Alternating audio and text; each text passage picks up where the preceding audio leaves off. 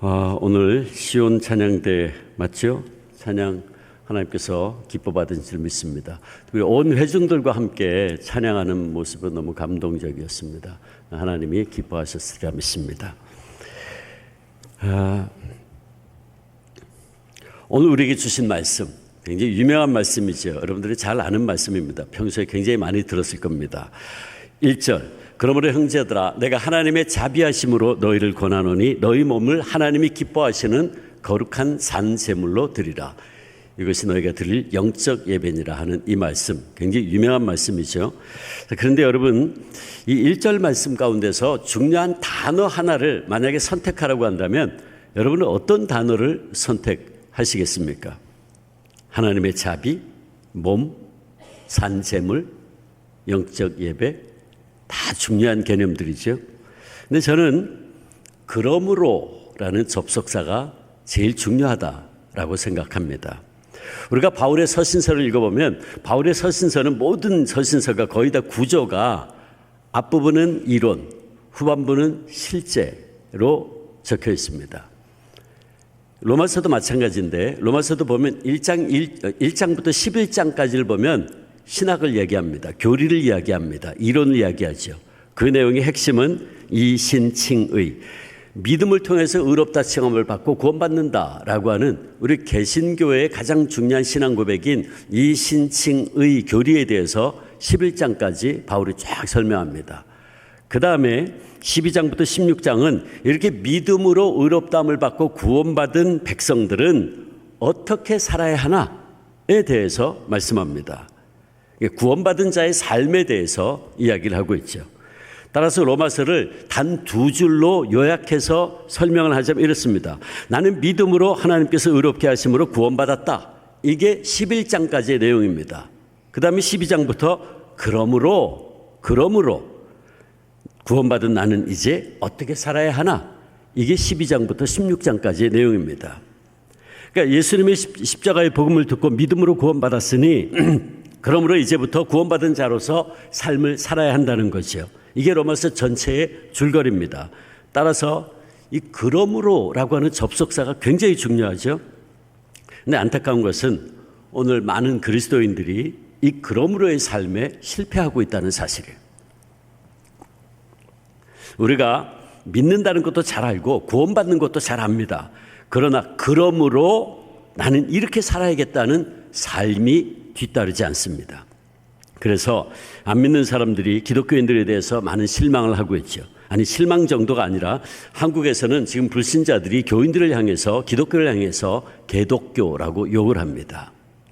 우리 그리스도인들에게 구원받은 자로서의 삶, 그러므로의 삶이 잘 보이지 않기 때문이죠. 믿음 따로, 삶 따로, 예배 따로, 삶 따로, 신앙과 삶의 괴리, 이것이 오늘 우리의 문제죠. 교회 안에서는 천사처럼 보이는데 너무나 좋은 분인 것 같은데 교회 문을 나가면 전혀 딴 사람이 되는 거예요. 그래서 한국의 사랑의 교회 원로 목사님이었던 옥하는 목사님께서 이런 말을 한 적이 있어요. 오늘날 한국 교회 타락의 주범은 바로 이 그러므로가 없는 생활이다 라고 정확하게 지적하셨어요. 그렇다면 구원받는 자들의 삶, 즉 그러므로의 삶이란 무엇입니까? 주님께서는 오늘 본문 1절에서 대답하시기를 우리 몸을 하나님이 기뻐하시는 거룩한 산 제물로 드리는 삶이라고 말씀하셔요. 여기 몸은 소마라는 말인데 헬라어로 우리의 전인 whole person을 이야기하는 거예요. 따라서 우리의 몸을 산 제물로 드리라는 이 말씀은 우리의 삶 전부를 하나님께 드리라는 뜻입니다. 그것이 우리가 드릴 영적 예배라는 거죠. 따라서 그러므로의 삶이란 우리 몸을 하나님이 기뻐하시는 거룩한 산 제물로 드리는 삶을 말하고 그것은 곧 우리의 삶 전부를 통해 드리는 영적 예배라는 것입니다. 자, 그런데 여기서 영적으로라고 번역된 단어가 좀 문제가 있어요. 원래 이게 영적으로 번역된 단어는 헬라 말에 의하면 로기코스입니다. 로기코스. 로고스란 말과 뿌리가 같아요. 로고스, 이성, 논리. 이게 로고스죠. 거기서 온 말이에요. 로기코스는. 그 원래 뜻은 합당하다, 합리적이다 그런 뜻이에요. 그런데 우리말 성경과 영어 성경이 이 단어를 영적이라고 spiritual이라고 번역을 하는 바람에 오해가 생겼어요. 그래서 마치 physical, 육체적인 말의 반대말인 spiritual이라고 이해를 하게 됐어요. 근데 그렇지 않아요. 원래 단어의 뜻은 logikos, 합리적이다, 합당하다 그런 말입니다. 그래서 우리 세번역 성경 보니까 합당한 예배니라라고 정확하게 잘 번역을 했어요. 근데 거의 모든 영어 성경에도 보면 spiritual이라고 번역을 했어요. 그 번역이 조금 잘못된 거죠. 그러니까 이 말씀에 의하면 우리의 삶으로 드리는 예배, 그것이 하나님께 드릴 가장 합당한 예배라는 겁니다. 즉 바울은 하나님이 기뻐하시는 합당한 예배란 하나님께 온갖 미사 여구의 정교한 기도를 드리는 것도 아니고 로마 천주교 교인들처럼 십자가 성호를 긋고 향을 뿌리면서 거룩한 종교 의식을 행하는 것도 아니고 아름다운 찬양대와 오케스트라를 동원해서 화려한 음악을 드리는 것도 아니고 또는 수백만 수천만 달러의 봉헌 예물을 자랑스럽게 드리는 것도 아니라 매일매일 우리의 삶 전부를 거룩한 제물로 하나님께 드리는 것이다 라고 말씀하고 있는 거예요. 즉 바울은 우리의 일상적인 구체적인 삶 전부를 하나님이 기뻐하시는 산 제물로 드릴 때에 그것이 곧 하나님이 가장 기뻐하시는 합당한 예배다라고 말씀하고 있는 거예요. 그러면 우리의 일상의 구체적인 삶 전부를 하나님께 드리는 삶으로 드리는 이 예배란 어떤 겁니까? 우리가 이걸 알려면 무엇보다 먼저 예배가 뭔가에 대해서 알아야겠죠. 예배가 뭔가. 예배가 뭔가는 거의 모든 교파를 초월해서 모든 예배학자들이 말하는 게 공통적입니다. 그게 뭐냐 하면 예배는 하나님의 구속 사건 안에 나타난 하나님의 사랑과 은혜와 계시, 그것을 깨닫고 우리가 감사와 감격으로 드리는 응답의 행위라고 이야기합니다. 하나님의 사랑과 은총과 계시가 먼저 있고 그 사랑과 은혜를 깨달은 우리가 응답하는 행위, 그게 바로 예배라는 거죠. 그래서 예배는 두 가지 기둥으로 이루어져 있어요. 두 가지 기둥. 하나님의 사랑과 은총과 계시라는 기둥, 또 그걸 깨닫고 우리가 응답하는 기둥, 이 두 가지 순서로 이루어져 있어요. 그러니까 우리가 이거 모든 교파를 다 초월해서 우리가 주일날 드린 예배 순서를 가만히 보면 이 두 가지로 이루어져 있어요. 보세요. 그러니까 하나님이 우리에게 먼저 사랑을 베푸시고 은혜를 주시고 계시해 주시는 그 하나님의 사랑이 먼저인데 거기에 해당되는 순서는 보세요. 우리 장로교 예배는 거의 call to worship, 예배의 부름으로 시작해요. 하나님께서 우리를 불러주시는 거예요. 예배 자리를 먼저 불러주세요. 그래서 우리가 지금 은총의 자리에 있는 거예요. 하나님의 사랑이 먼저입니다. 그게 call to worship으로 시작하죠. 그 다음에 성경 봉독을 해요. 하나님의 계시의 말씀이 주어지죠. 그 계시의 말씀을 풀어서 설명하는 게 설교입니다. 그리고 예배 마지막 순간에 목사님의 축도가 있죠. 하나님의 복이 우리에게 선포되는 거예요. 그 말고도 세례, 성찬 이런 모든 것들은 하나님의 사랑과 은혜가 예배 가운데서 우리에게 주어지는 순서입니다. 그러면 하나님의 사랑과 은혜가 그렇게 부어지는데 그거를 깨닫고 응답하는 걸 어떻게 응답하죠? 찬양대가 예배 부름 말씀을 통해서 하면 성령을 해 응답하는 겁니다. 기도로 응답하죠. 찬송으로 응답하죠. 신앙 고백으로 응답하죠. 봉헌으로 응답하는 거예요. 그러니까 예배는 이 두 가지로 이루어져 있어요. 하나님의 사랑과 은총 먼저, 그 사랑과 은혜를 깨닫고 우리가 응답하는 행위, 이게 바로 예배라는 거죠. 워십, 영어로 예배를 워십이라고 그러죠. 이 워십이라는 단어의 뜻도 worth, 가치, 쉽, 신분, 합성어예요. 최상의 가치를 돌린다. 말 그대로는 최상의 가치를 돌린다. 즉 예배는 하나님께서 예수 그리스도 안에서 베풀어 주신 사랑과 은혜가 너무나 감사해서 이제 하나님만이 내 삶에 있어서 가장 소중한 분입니다. 가장 중요한 분입니다. 당신만이 가장 가치 있는 분입니다. 라고 고백하면서 주님께 최고의 영광을 돌리며 그 사랑과 은혜에 응답하는데 그게 바로 예배다. 그게 워십이라는 단어의 뜻입니다. 그래서 한국의 한일 장신대 총장이셨던 고 정장복 총장님은 좀 더 풀어서 이렇게 설명했어요. 예배란 피조물인 인간이 하나님의 구원의 역사와 수많은 은총에 감격하여 그 하나님을 경외하고 찬양하며 감사하며 봉헌하려는 우리의 응답적인 행위이다 라고 말한 거예요. 예배의 대상인 하나님의 은총과 사랑을 깨달은 하나님 백성은 참된 감사와 찬양과 헌신과 고백의 응답을 통해서 하나님께 합당한 영광을 올려드리는데 그것이 바로 예배다. 그래서 시편 기자는 시편 29편 2절에서 여호와께 그의 이름에 합당한 영광을 돌리며 거룩한 옷을 입고 여호와께 예배할지어다라고 노래하고 있는 겁니다. 자, 여기서 중요한 것은 우리 그리스도인들은 하나님의 사랑과 구속의 은혜에 대해서 감사하되 응답하되 예배당 안에서 예배를 드릴 때만이 아니라 우리의 삶의 모든 현장과 영역에서 하나님의 은혜에 응답하는 예배를 드려야 한다는 사실이에요. 여러분, 하나님의 은혜가 예배당 안에서만 주어지나요? 아니죠. 하나님의 은혜는 우리의 삶의 모든 순간에 우리에게 계속해서 주어집니다. 그러므로 하나님의 은혜에 응답하는 예배는 예배당 안에서만이 아니라 우리의 삶을 통해서도 계속해서 이어져야 되는 거예요. 그래서 바울은 그 유명한 고린도전서 10장 31절 말씀에서 너희가 먹든지 마시든지 무엇을 하든지 다 하나님의 영광을 위해서 해라 그랬어요. 예배의 궁극적인 목적이 하나님께 합당한 영광을 돌리는 것이라 그랬죠. 그렇다면 바울의 이 말씀에 의하면 우리가 먹든지 마시든지 언제 어디서 무엇을 하든지 다 하나님의 영광을 위해서 해라. 다른 말로 하나님을 예배하는 자세로 해라 라고 하는 거죠.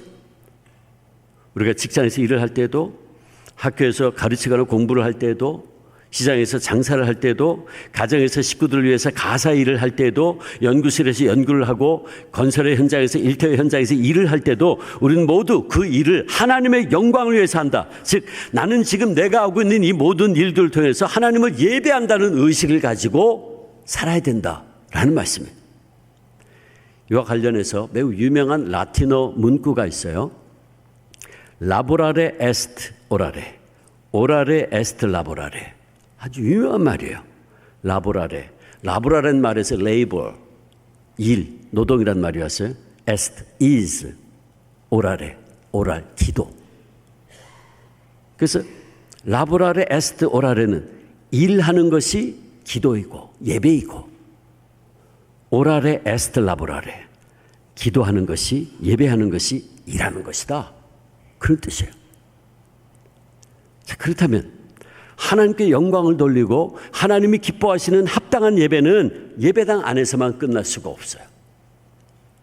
예배는 반드시 예배 이후에 우리의 삶으로 이어져야 됩니다. 우리가 드려야 될 합당한 예배는 예배당 안에서 행하는 어떤 의식이나 행사가 아니라 온 세상을 하나님의 성전으로 보고 우리의 모든 일상 행동을 그 안에서 행하는 예배 행위로 보아야 한다는 말씀입니다. 그래서 유명한 성경학자 윌리엄 바클레이가 이런 얘기를 했어요. 우리는 주일이 되면 나는 교회에 하나님을 예배하러 간다라고 말함과 동시에 월요일부터는 이렇게 말할 수 있어야 된다. 즉 나는 월요일이 되면 공장에, 상점에, 사무실에, 학교에, 논과 밭에, 산과 들에, 그리고 바다에 하나님을 예배하러 간다라고 말할 수 있어야 된다. 그렇습니다. 우리가 하나님께 진정으로 드릴 예배는 예배당 안에서만 한정되어서는 안 됩니다. 성도들이 주일에 예배당 안에서 예배를 마치고 세상으로 나아가 삶 속에서 계속해서 하나님과 사람들을 섬기고 사랑하는 것이 하나님이 기뻐하시는 영적 예배, 즉 합당한 예배라는 것입니다. 그러므로 우리가 월요일 아침부터 맞이하는 일상의 모든 공간, 직장과 일터와 학교와 가정 등 이 모든 것이 우리의 삶의 예배를 위한 장소가 되어야 돼요. 이렇게 우리의 그러므로의 삶으로 드리는 예배를 예배학에서는 정식으로 이야기합니다. 리터지 애프터 리터지라고 이야기해요. 공식적인 언어입니다. 리터지 애프터 리터지, 예배 후에 예배. 이것을 얼마 전에 소천했던 미국 유명한 강해 설교대가였던 존 메가더 목사님이 이런 말을 한 적이 있어요. 참된 예배는 주일 예배 시간에 축도 후에 비로소 시작된다. 여러분, 그렇습니다. 선한 목자교회 성도 여러분, 그렇다면 우리는 구체적으로 어떻게 그러므로의 삶으로 하나님을 예배할 수 있습니까? 먼저 주님께서는 바울을 통해 우리가 그러므로의 삶으로 하나님께서 기뻐하시는 거룩한 산제사를 드리려면 무엇보다 먼저 이 세대를 본받지 말아야 된다라고 말씀하세요. 오늘 본문 2절에서 그렇게 말씀하죠. 이건 소극적인 자세인데 우리가 우리의 몸을 하나님이 기뻐하시는 거룩한 산제물로 드리려면 악한 세상을 본받지 말아야 한다는 거예요. 여기 세대, 아이온이란 말, 이게 세상을 말하는 겁니다. 세상. 따라서 이 세상을 본받지 말라는 거는 세상을 따라가지 말라는 거예요. 시대에 따라 유행이 계속해서 변하듯이 세상은 계속 변해요. 그런데 그런 변화하는 세상을 본받지 말라, 따라가지 말라는 거예요. 이게 본받는다라는 단어는 뭐뭐와 같은 모양이 된다, 따르다라는 뜻이에요. 이 말의 어근이 스케마입니다. 스케마. 외형이란 뜻인데 날마다 해마다 변하는 외형을 말하는 거죠. 예를 들어 우리의 머리, 헤어스타일은 시대에 따라 늘 변해요. 짧기도 하고 길어지기도 하고 머리를 땄기도 하고 머리의 외형, 스케마는 계속 변하죠. 우리의 외형, 사람의 외형, 스케마는 어릴 때와 청년의 때와 노년의 때가 바뀝니다. 그렇죠? 우리가 나이가 들어가면서 모습이 바뀌잖아요. 이렇듯 사람의 스케마가 외형이 바뀌듯이 세상의 풍속과 유행과 가치관을 계속해서 바뀌어요. 그래서 성경은 이 세대를 본받지 말라고 말씀하는 거예요. 이 말씀을 직역하면 이 세상과 같은 모양으로 되지 말라, 그런 뜻이에요. 그러니까 이 세상의 유행을 따르거나 시대 정신이나 세상의 가치관을 따라 살지 말라는 거예요. 그래서 리빙 성경은 너희는 이 세대를 본받지 말라는 말을 이렇게 번역했어요. 이 세상의 행동과 습관을 모방하지 마시오 라고 번역을 했어요. 그렇습니다.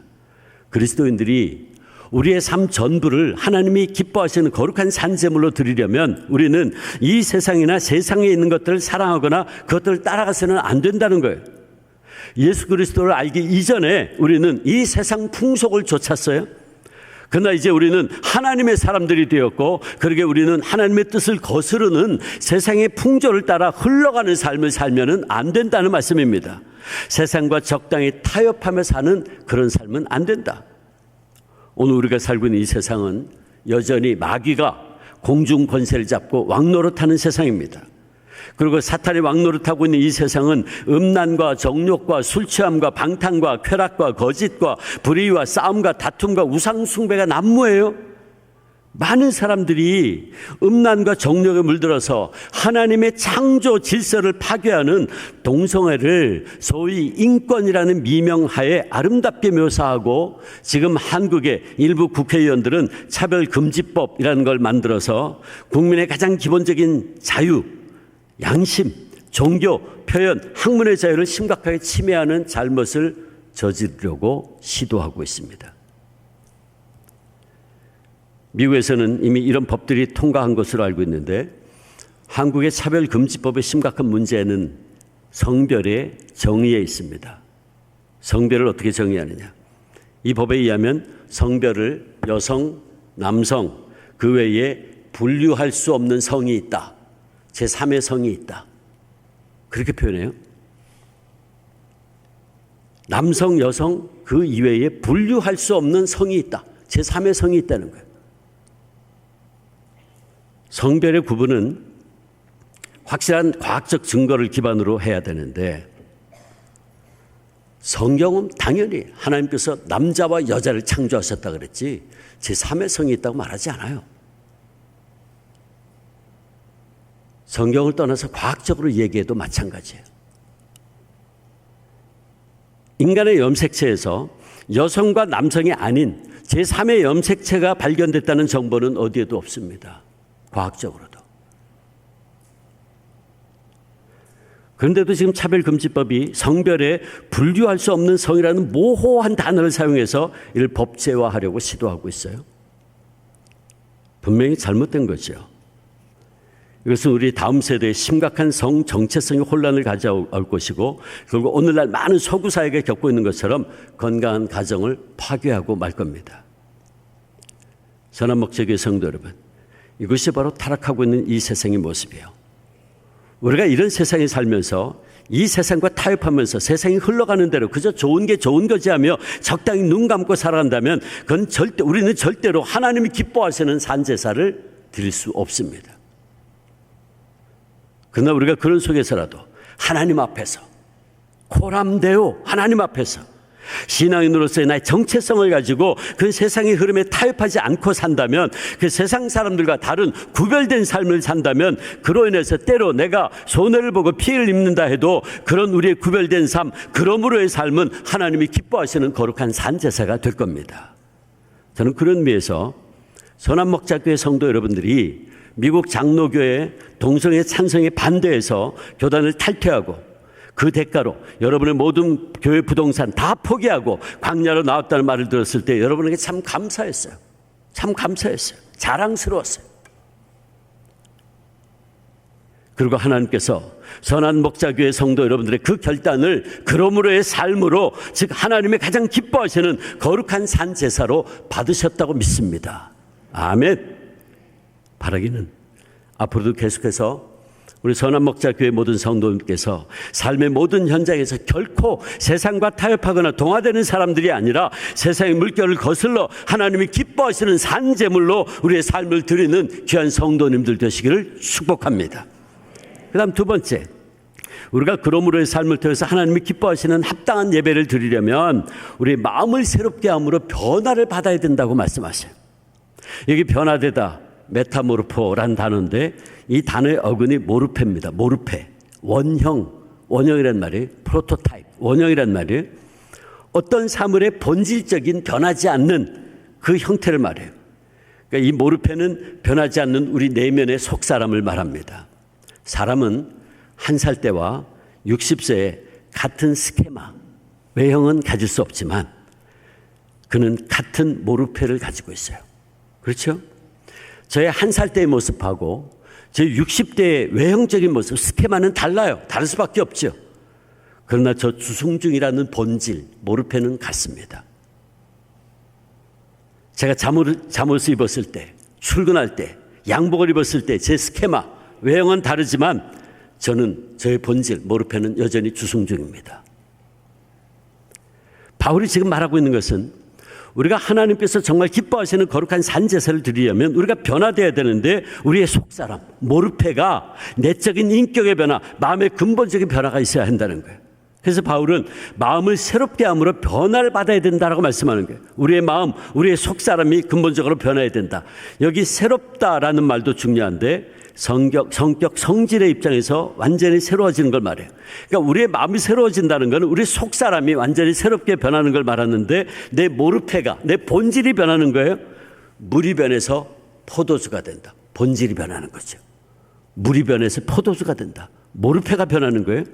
우리의 본질이, 속사람이 새로운 존재로 변하는 걸 말해요. 주님께서는 바울을 통해 우리로 하여금 세상을 본받지 말고 이 세상의 외형, 시시때때로 바뀌는 것들, 곧 사라질 것들을 따르지 말고 그 마음의 변화를 받아 우리의 속사람, 내면의 완전한 갱신을 통해서 하나님이 기뻐하시는 삶을 살라는 겁니다. 그럴 때 우리는 하나님이 기뻐하시는 합당한 예배, 우리의 삶으로 드리는 예배를 드릴 수 있게 된다는 거죠. 자, 그렇다면 우리가 어떻게 우리의 마음을 새롭게 함으로 변화를 받아 온전한 새 사람으로 하나님께 예배할 수 있습니까? 그건 오직 성령 하나님의 역사예요.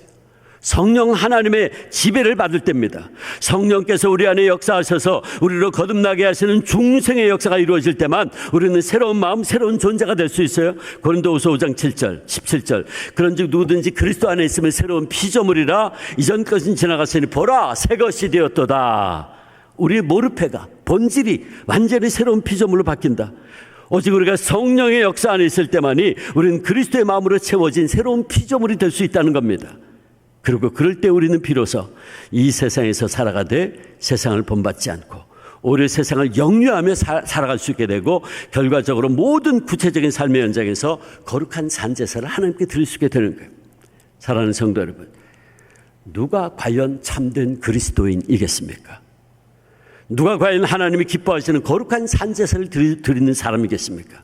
그는 수시로 변화하는 세상에서 변하지 않는 하나님의 사랑을 추구하고 불안한 이 세상에서 만세반석 되시는 예수를 믿는 믿음 위에 굳게 서서 이 세상을 따르지 않고 거스르며 살아가는 사람, 그의 속사람이 성령의 충만하신 임재로 말미암아 날마다 그리스도를 닮아 변화를 이루어가는 그가 참 그리스도인 아니겠습니까?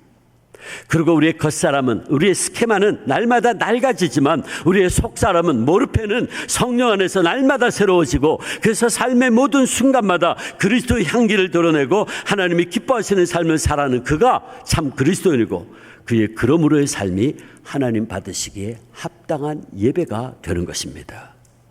여기 거짓과 불의, 편법이 난무하는 세상에서 하나님 앞에서 신앙인으로서의 자기의 정체성을 가지고 구별된 삶, 그러므로의 삶을 통해서 하나님께 거룩한 산제사를 드리고 있는 한 공무원, 크리스천 공무원의 이야기가 있습니다. 그는 한국의 지방 군청에서 일하고 있는 분이고 그가 일하는 부서는 건축 허가를 내어주는 부서입니다. 하루는 그 부서의 팀장이 선임 공무원이 업자로부터 뇌물을 받아 잡수시고 허가를 안 주면 안 되는 공사에 허가를 내줬어요. 그 선임 공무원은 이 집사님에게도 봉투를 쥐어주면서 그냥 딱 한번 눈 감고 넘어가면 돼. 그러면서 봉투를 전했어요. 분위기를 보아하니까 사무실 안에 모든 직원들에게 이미 봉투가 전달이 됐습니다. 모두가 다 받은 거죠. 그러나 집사님은 그 봉투 받기를 거절했습니다. 그는 신앙인으로서 이 세대를 본받는 삶을 살면 안 된다는 것을 너무나 분명히 알고 있었기 때문이죠. 그러나 그가 그렇게 봉투 받기를 거절했을 때에 그 다음부터 어떤 일이 벌어졌을까요? 그는 사무실에서 왕따를 당하기 시작했습니다. 그리고 회식 자리에서 그가 기독교인임을 알면서도 직장 동료들과 선배들은 그에게 분위기 깨지 말라고 술 마시라고 강요하기 시작했습니다. 부서장의 눈에도 찍혀서 승진에도 불이익을 당했습니다. 그러나 그는 끝까지 타협하지 않았습니다.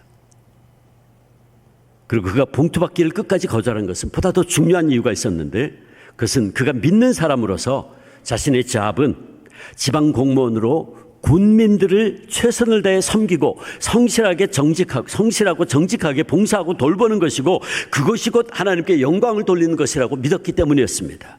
다시 말해 그는 자기가 군청에서 지방 공무원으로서 최선을 다해 군민들을 돌보고 섬기는 일은 곧 그러므로의 삶으로 하나님을 예배하는 것이라는 믿음을 가지고 있었기 때문이었어요. 먹든지 마시든지 무엇을 하든지 하나님의 영광을 위해서 해라. 예배하는 자세로 했단 말이죠. 그는 자기가 하고 있는 군청에서의 일을 하나님의 영광을 위해서 하는 것으로 그러므로의 삶으로 예배하는 것으로 생각하고 있었기 때문에 절대로 봉투를 받을 수 없었어요. 봉투를 받는다는 것은 그의 일터에서의 거룩한 삶으로 하나님 받으시기에 합당한 예배를 드리는 것이 아니었기 때문이었죠.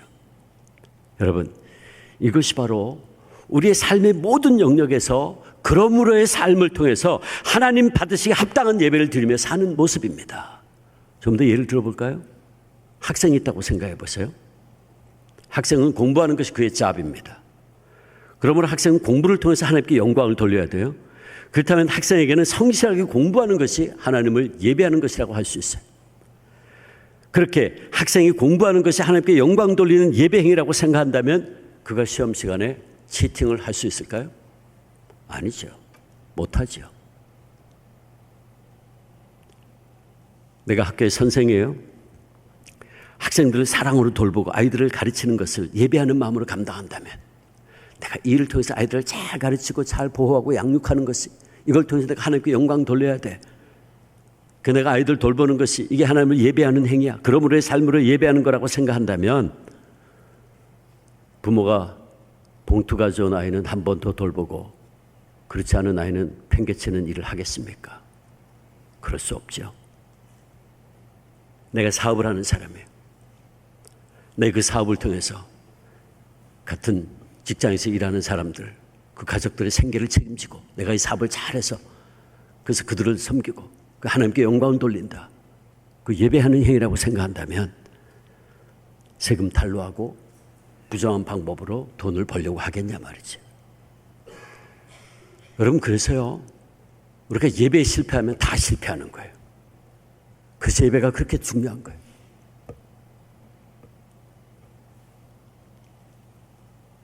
그 주님께서 바울을 통해 이렇게 권면하십니다. 에베소 6장 6절 7절 눈가림만 하여 사람을 기쁘게 하는 자처럼 하지 말고 그리스도의 종들처럼 마음으로 하나님의 뜻을 행하고 기쁜 마음으로 섬기기를. 여기 섬기기를 위한 단어가 예배하기를 위한 단어예요. 예배하기를 죽게 하듯 하고 사람들에게 하듯 하지 말라. 그러므로 우리가 모든 그리스도인들이 늘 던져야 될 질문이 하나 있어요. 우리가 각자에게 던져야 될 질문이 있다. 그건 뭐냐? 우리가 하고 있는 모든 일들을 통해서 섬김으로 하나님께 영광을 돌리고자 한다면, 예배드리고자 한다면 과연 나는 지금 행동하고 있는 대로 계속 할 것인가? 그 질문을 계속 우리가 끊임없이 우리에게 던져야 돼요. 선한목자교회 성도 여러분, 이제 말씀을 정리합니다. 하나님께서는 오늘 우리들 가운데도 그 마음의 온전한 변화를 받아 이 세대를 본받지 말고 우리의 삶의 구체적인 현장에서 하나님께 영광을 돌리고 그러므로의 삶을 통해 예배드리는 이런 참된 예배자를 찾고 계세요. 그러므로 우리 모두 성령 안에서 날마다 우리의 마음을 새롭게 하고 그러므로의 삶으로 하나님이 기뻐 받으시기에 합당한 예배를 드립시다. 즉 우리의 삶의 구체적인 현장에서 월요일부터 토요일까지 하나님의 영광을 드러내는 삶, 그러므로의 삶으로 하나님 기뻐 받으시는 합당한 예배를 드립시다. 이 얘기는 다른 말로 하면 월요일부터 토요일까지는 내 마음대로 살다가 주일날 와서 예배 드릴 수 있다고 생각하신다면 착각입니다. 월요일부터 토요일까지 그러므로의 삶을 통해서 예배 드린 자가 주일날 하나님 앞에 나와서 온전한 예배를 드릴 수 있어요. 그래서 복된 주일이 되면 이렇게 교회 예배당에 나와서 한 주일 동안 그러므로의 삶을 통해 맺은 귀한 삶의 열매들을 부족하지만 봉헌과 함께 주님께 바치며 소중한 예배당 안에서의 예배를 감사와 감격으로 드리게 되는 겁니다. 여러분, 이것이 바로 우리를 향하신 하나님 아버지의 놀라운 뜻이에요. 그러면 우리 하나님께서는요, 그렇게 참되게 예배하는 자들에게 교회 예배의 현장에서, 바로 이 예배의 현장에서 또다시 우리를 만나주시고 우리에게 또다시 말씀해 주시고 말씀으로 위로해 주시고 격려해 주시고 치유해 주시고 만져주시고 성령의 힘과 능력을 또다시 이 주일 예배의 현장에서 공급해 주시는 겁니다. 바라기는 우리 선한목자교회 모든 성도님들이 교회 예배당 안에서의 예배와 예배 이후의 예배, 리터지 애프터 리터지, 그러므로의 삶으로 드린 예배의 승리에서 무엇보다 하나님께 영광, 하나님 기쁘시게 하고 우리의 모든 삶 속에도 하나님의 놀라운 역사를 날마다 순간마다 체험하며 승리의 삶을 살아가는 우리 모든 성도님들 되시기를 주님의 이름으로 축원합니다. 축원합니다. 기도하겠습니다. 하나님 아버지, 우리의 겉사람은 날마다 낡아지지만 우리의 속사람은 성령 안에서 날마다 새로워지게 도와주시옵소서. 그래서 가정에서, 직장에서, 학교에서 하나님의 영광을 드러내는 그러므로의 삶을 살면서 하나님 기뻐하시는 합당한 예배를 드리는 선한목자교회 모든 성도님들 되기를 주님 간절히 바라옵고 예수님의 이름으로 기도하옵나이다. 아멘.